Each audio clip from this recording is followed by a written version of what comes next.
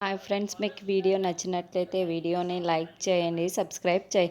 రామ్మూర్తి ఇంటికి రావటంతో హాల్లో కూర్చొని ఉంటారు. అప్పుడే అమర్ వాళ్ళ అమ్మ నాన్న రామ్మూర్తితో మాట్లాడుతూ ఉంటే మనోహరి కూడా పక్కనే నిల్చొని ఇదంతా చూస్తూ ఉంటుంది. అప్పుడే బాగి ఆ పట్టు పంచని తీసుకొని వచ్చి మెట్లు దిగి కిందికి వస్తూ ఉంటుంది. అప్పుడే మనోహరి బాగి చేతిలో ఉన్న పట్టు పంచను, అమ్మో, ఆ అరుంధతి ఆశ్రమంలో వదిలేసినప్పుడు తల్లిదండ్రులు వదిలేసిన పట్టుపంచ కదా, ఇప్పుడు ఈ పట్టు పంచని ఇదే ఇలా పట్టుకొని వస్తుందేంటి? ఇప్పుడు ఈ పట్టు పంచని కనుక ఈయన చూసేశాడంటే అరుంధతియే తన కూతురున్న నిజం ఈయనకి తెలిసిపోతుంది. అబ్బా, ఇప్పుడు ఏం చెయ్యాలి అని మనోహరి తల పట్టుకొని చాలా చాలా టెన్షన్ పడుతూ ఉంటుంది.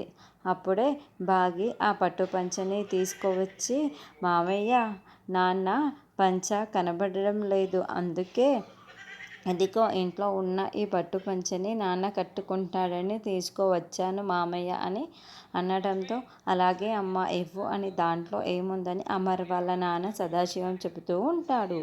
నేను పట్టుపంచ కట్టుకునే అంత వాడిని కాదు కదమ్మా అని రామ్మూర్తి అంటాడు. ఏం పర్వాలేదు నాన్న, ఇదిగోండి నాన్న, తీసుకోండి, కట్టుకోండి నాన్న అని బాగి ఆ పట్టుపంచని ఇస్తూ ఉంటుంది.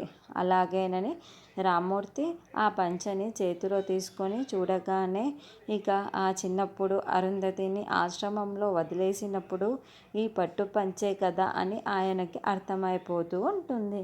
ఒక్కసారిగా ఆ పట్టు పంచని చూసేసరికి చాలా ఎమోషనల్గా అయిపోయి గుండె పట్టుకొని ఒక్కసారిగా అక్కడున్న సోఫాలో కుప్పకూలిపోతూ ఉంటాడు. పంచ నా కూతురు, నా పంచ నా కూతురు అని అరుస్తూ ఉంటాడు. నాన్న, నాన్న, ఏమైంది నాన్న అని బాగి ఏడుస్తూ అడుగుతూ ఉంటుంది.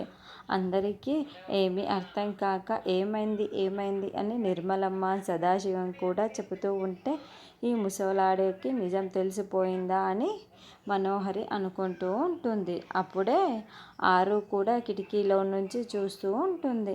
నాన్న, ఏమైంది నాన్న అని బాగి కూడా మరింత టెన్షన్ పడుతూ ఏడుస్తూ ఉంటుంది.